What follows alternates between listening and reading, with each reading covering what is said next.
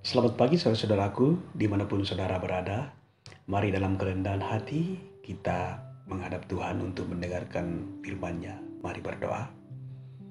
Ya Tuhan, ketika kecemasan, kegelisahan, kekhawatiran melanda hidup kami, yang mampu menolong kami hanyalah Engkau. Dan kekuatan itu bisa kami temukan, pertolongan itu bisa kami dapatkan di dalam firman-Mu. Karena itu ya Tuhan, tolonglah kami. Setiap kali kami mendengarkan firman-Mu, kami sungguh-sungguh terarah kepada firman-Mu. Supaya firman-Mu kami alami dengan baik, kami pahami, dan kami dituntun di dalam melakukannya. Di dalam nama Tuhan Yesus firman yang hidup kami berdoa. Amin. Matius 6 ayat 26 firman Tuhan, "Pandanglah burung-burung di langit, yang tidak menabur dan tidak menuai, dan tidak mengumpulkan bekal dalam lumbung, namun diberi makan oleh Bapamu yang di sorga. Bukankah kamu jauh melebihi burung-burung itu?" Demikian firman-Nya. Saudaraku, renungan pagi edisi 29 Oktober 2020, hidup dalam pemeliharaannya. Saudaraku, disadari atau tidak, dalam hidup ini terkadang kita larut dalam kecemasan, kekhawatiran, kegelisahan akan hidup di dunia ini.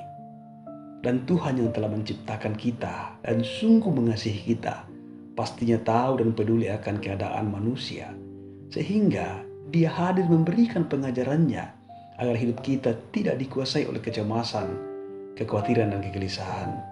Tapi bagaimana seharusnya kita menyikapi tentang perasaan yang terkadang hadir mengganggu kehidupan kita itu? Tuhan hadir mengajarkan kita dengan menghadirkan contoh yang sangat sederhana, yang sangat dekat dengan kehidupan kita. Pandanglah burung-burung di udara yang tidak menabur dan tidak menuai dan tidak mengumpulkan bekal dalam lumbung, namun diberi makan oleh Bapamu di sorga. Bukankah kamu jauh melebihi burung-burung itu? Saudaraku, di sini Tuhan sangat mengerti akan kecemasan dan kebutuhan manusia. Dan melalui pengajarannya ini, Ia mau menekankan bahwa tidak yakinkah kamu akan Allah yang kamu sembah? Coba renungkan dan alami secara mendalam. Bukankah kamu itu sangat dikasihi Tuhan? Kamu jauh melebihi burung-burung. Sedang burung-burung di udara tidak menabur, tidak menuai, dan tidak mengumpulkan bekal, tidak punya lumbung. Tetapi hidup mereka terpelihara olehku. Apalagi kamu yang sangat kukasihi dan kuciptakan dalam kemuliaan. Saudaraku, yang Tuhan harapkan adalah menjalani hidup ini dengan perjuangan yang sungguh. Sembari kita mempercayakan hidup dan perjuangan kepadanya. Dan Dia mau meyakinkan kita bahwa di tengah perjuangan, kasih-Nya sanggup memeliharakan kita. Saudaraku, dalam nats ini, Tuhan Yesus tidak menganjurkan kita supaya kita tidak bekerja. Sebab burung-burung juga bekerja dalam mencari makan, meski tidak menabur dan tidak menuai. Tuhan Yesus hanya mau menghilangkan kecemasan, kekhawatiran, kegelisahan, dan menggantikan itu dengan kepercayaan yang utuh kepadanya.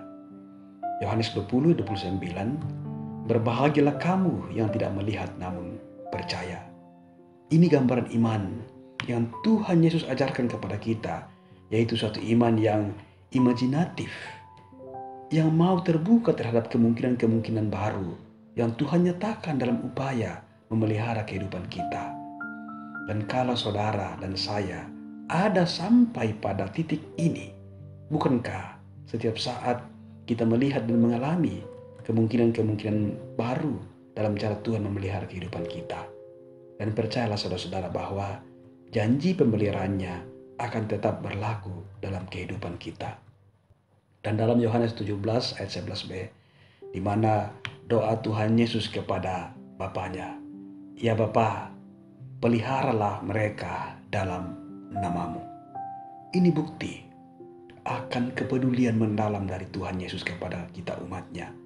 Dia bermohon kepada Bapanya bahwa hanya Bapanya lah yang mampu menjaga, mampu memenuhi dan memeliharakan akan hidup kita.